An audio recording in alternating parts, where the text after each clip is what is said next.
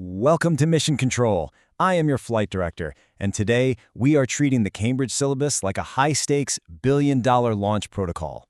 When you are sitting in that exam hall, staring down Cambridge AS and A-Level Arabic Language Paper 2, there is absolutely zero margin for error. We are talking about two complex Arabic passages on related themes carrying a maximum payload of up to 750 words total. We aren't just taking a test today, we are engineering a flawless, mathematically precise trajectory straight to an A-star. Every single mark is a unit of rocket fuel, and every paragraph is a thrust factor. So strap in, check your vital systems, and let's initiate the launch sequence. Now you might be wondering why so many brilliant students completely disintegrate on re-entry when it comes to Paper 2. I'm going to pull back the curtain and show you exactly what Cambridge examiners are tracking on their radar. To really understand this structural failure, let's look at the telemetry data of two typical candidates. Let's call our first pilot Alex. Alex is a propulsion engineer, an absolutely brilliant mind, but Alex has a fatal system flaw. When he sees a complex question, he completely panics and overloads the main reactor. He just dumps every single raw fact, every Arabic vocabulary word, and every memorized grammar definition he has into his introductory paragraph. The problem? He burns way too much energy in the first 30 minutes. His time fuel hits zero before he even reaches the high-yield evaluation questions. Total engine flameout. Then, on the other end of the spectrum, we have our second pilot, Sam. Sam is a navigation specialist. Sam steers the flight incredibly fast, writing at lightning speed, filling up pages, but Sam completely ignores the structural boundary coordinates. Sam doesn't read the command words. The examiner says evaluate, and Sam just describes. Between Alex running out of fuel and Sam flying totally out of bounds, this is exactly why most students lose incredibly accessible marks.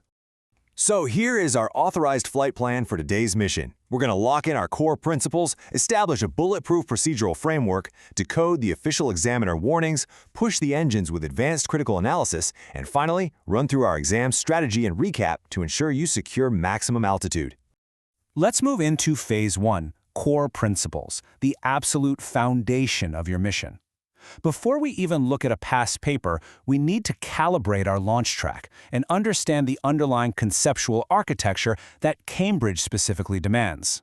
Think of your exam response as a three-stage rocket. To clear the atmosphere, you must demonstrate deep, undeniable competence across all three of these distinct assessment objectives, or AOs. These are your three boost phases. Boost Phase 1 is knowledge and understanding. This is pure ignition. If you only provide raw data, simple translations, or basic summaries from the two Arabic passages, you barely clear the launch pad. You're stuck in a low-altitude descriptive trajectory. It's safe, but it doesn't score the big points. Boost Phase 2 is analysis. This is where you clear the launch tower by actively breaking down the text, finding the hidden mechanisms, and explaining how the author built their argument. But Boost Phase 3, evaluation, this is where you reach deep orbit. The official Cambridge reports make it abundantly clear. You cannot just show what the text says. You have to evaluate how well it says it, why it matters, and aggressively weigh the opposing arguments against each other. That is the payload that gets the A-star. And here is a critical alert for your flight dashboard. Simply memorizing definitions or generic essays is not going to cut it. You must have the ability to adapt your knowledge to completely unfamiliar stimulus materials. I see this all the time. A candidate tries to preload pre-memorized essays on related themes, maybe something about technology or youth culture, and they just paste it into the exam booklet regardless of what the passages actually say. As your flight director, I would slam the emergency override button on that strategy immediately. Misinterpreting a command word or trying to force a memorized answer onto unfamiliar stimulus text is the fastest way to crash your grade. The Arabic passages in Paper 2 will always present an unfamiliar context within those 750 words. You need a highly connected conceptual understanding to navigate that unseen data live in real time.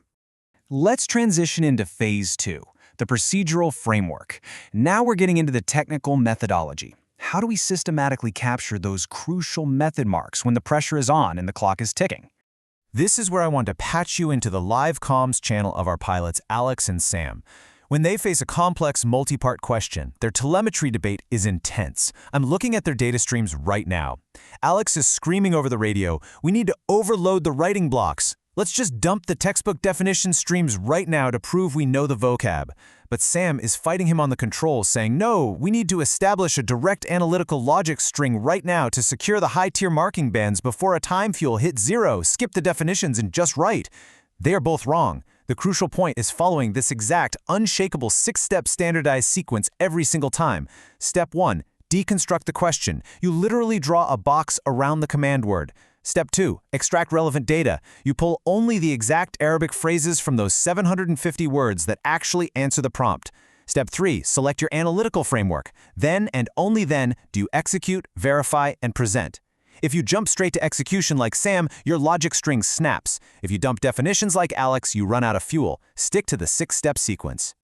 Here is the beauty of this framework. By leaving clear working notation and proving your process, you earn method marks. In mission control, we call this leaving a telemetry trail. Let's say you execute a highly complex synthesis of the 2 Arabic passages.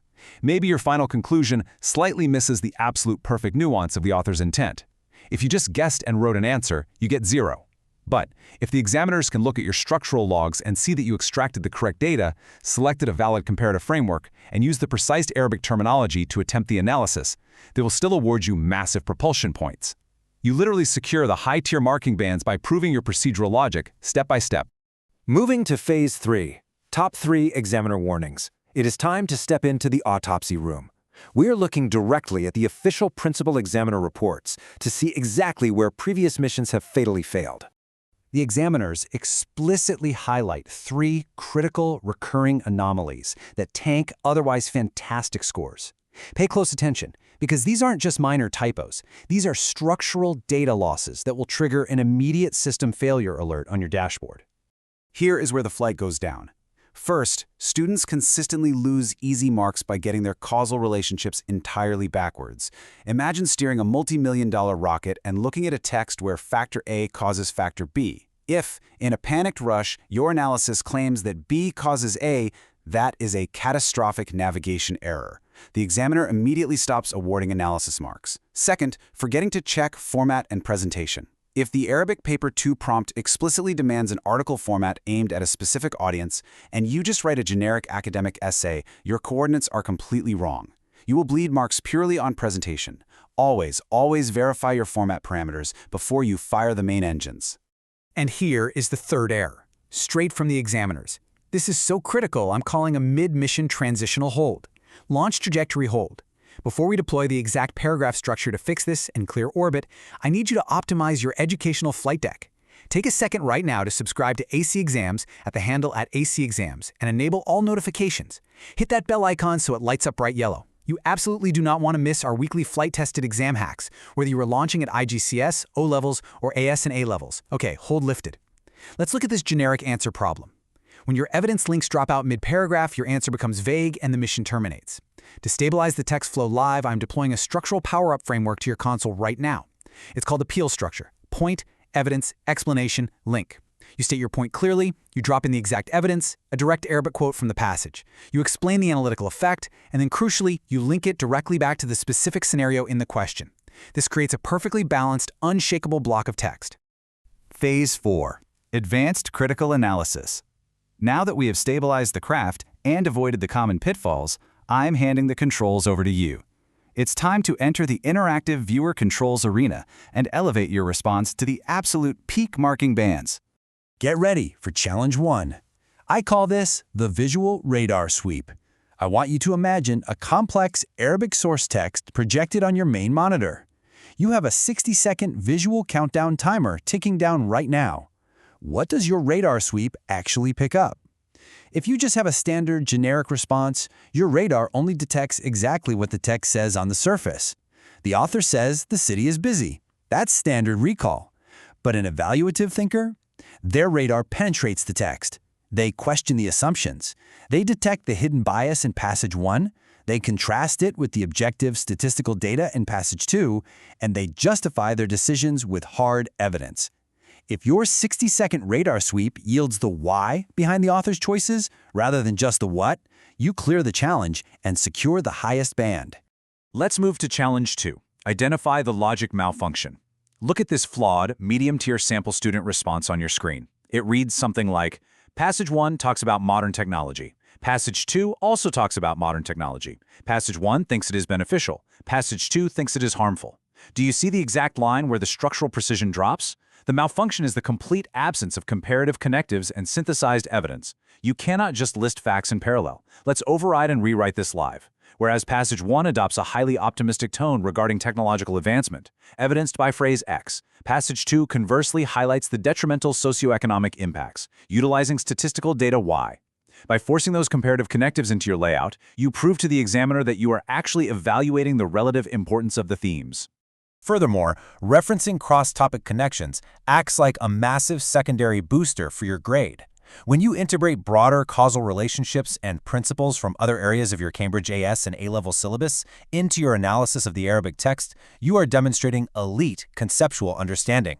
If the passage touches on an economic shift or a cultural evolution, and you can naturally weave in the precise, high-level vocabulary from your wider studies to analyze that shift, your propulsion meters will absolutely max out.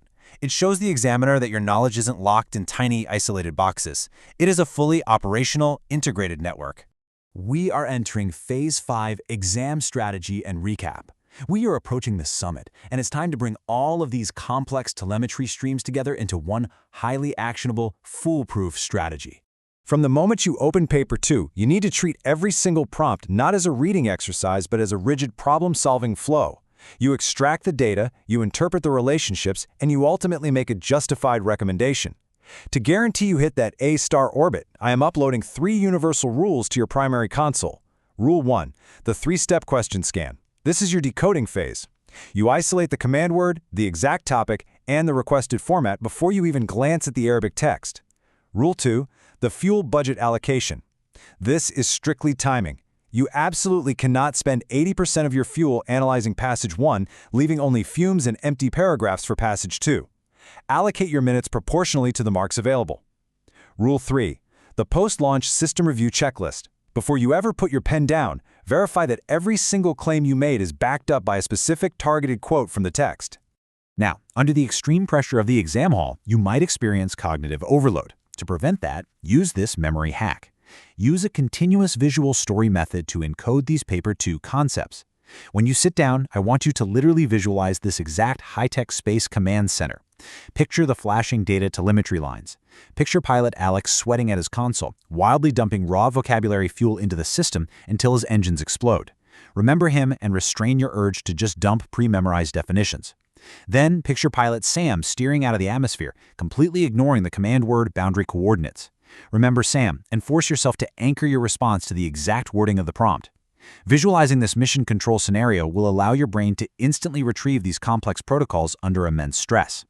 We are confirming a successful full-mark launch sequence. Your core takeaways are locked. If you systematically utilize the 6-step procedural framework, you will never get lost in the 750 words. If you rigorously anchor every point to the specific context, you eliminate the threat of generic answers.